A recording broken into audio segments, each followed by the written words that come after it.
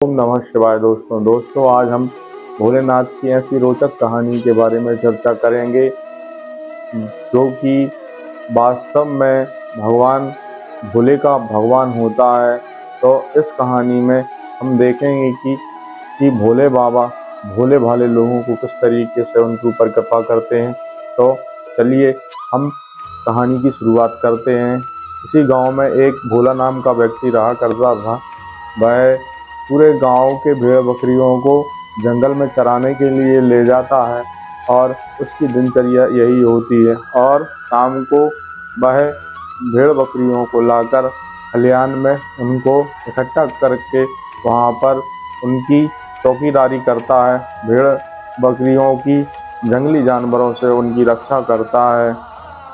वहीं पर एक झोंपड़ी में वह निवास करता है और वहीं पर उसका पूरा परिवार रहता है और इसी तरीके से वह अपना जीवन का निर्वाह करता है। उसके साथ में वह भोलेनाथ का सच्चा भक्त होता है और हमेशा भोलेनाथ की भक्ति में ही लीन रहता है और हमेशा ओम नमः शिवाय का जाप करता रहता है। तो जब इस तरीके से वह भक्ति करता है तो गांव के लोगों को उसकी भक्ति पसंद नहीं आती है।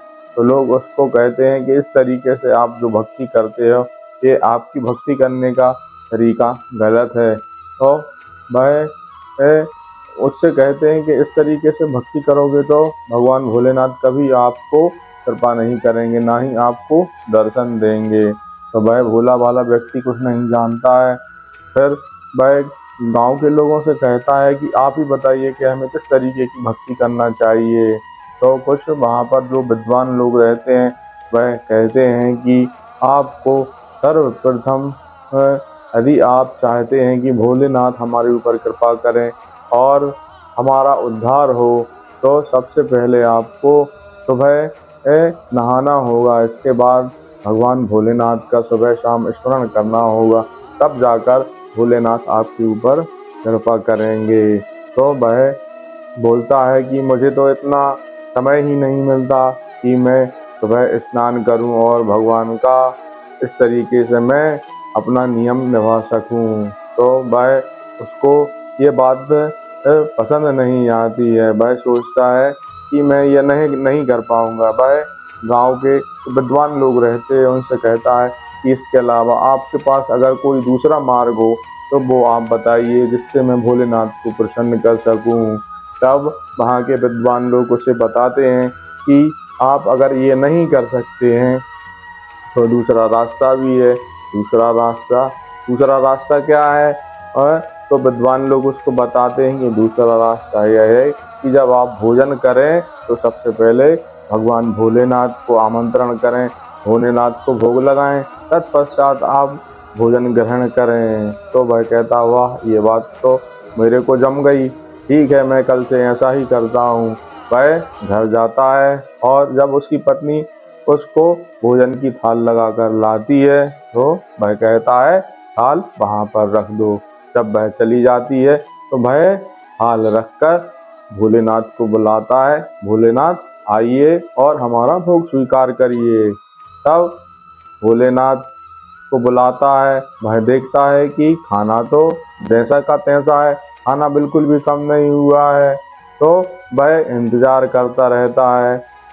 1 घंटे इंतजार करता है, 2 घंटे, एक पैर हो जाता, 2 पैर हो जाते, इस तरीके से शाम हो जाती है लेकिन भोलेनाथ नहीं आते हैं और उसकी थाल का जो भोजन था वह कम नहीं होता है। इससे वह निराश हो जाता है।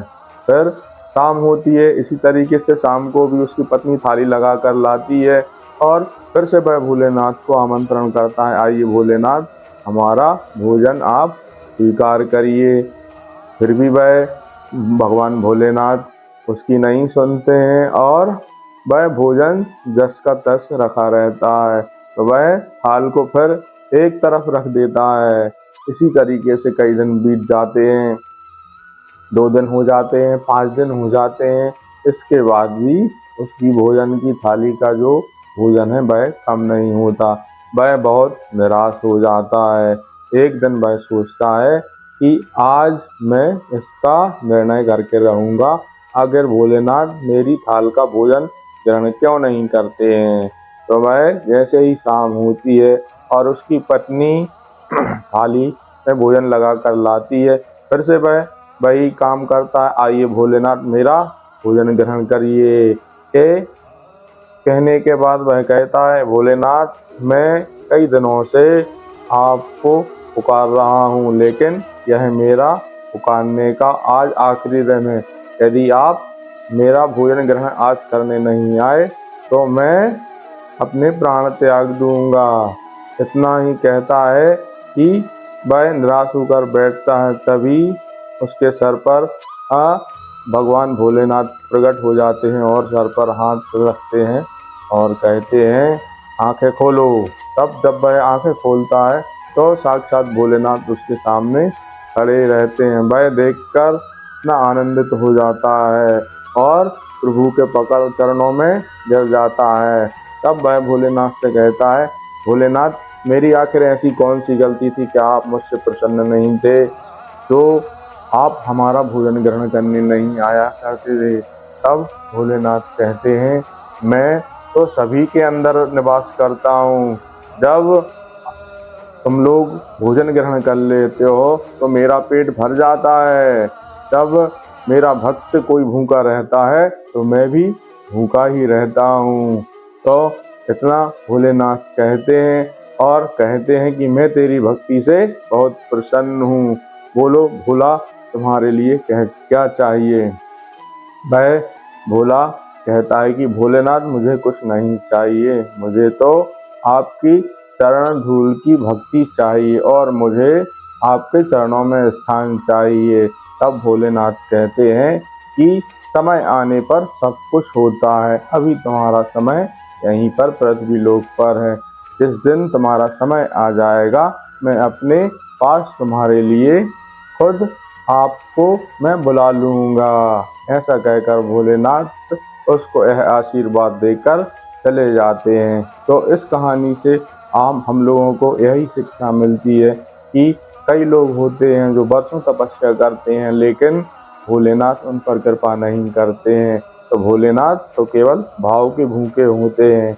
जैसा कि भोला ऐसा भक्त था जिसकी भोला भक्ति ने भगवान भोलेनाथ को प्रसन्न कर दिया और अपने भक्तों की रक्षा के लिए और अपने भक्तों के लिए हमेशा भोलेनाथ तत्पर रहते हैं, उनको सब पता होता है। तो हमारी यह कहानी से आपको क्या सीख मिली? यदि आपको हमारी कहानी अच्छी लगी हो तो कमेंट्स बॉक्स में ओम नमः शिवाय जरूर लिखें। ओम नमः शिवाय।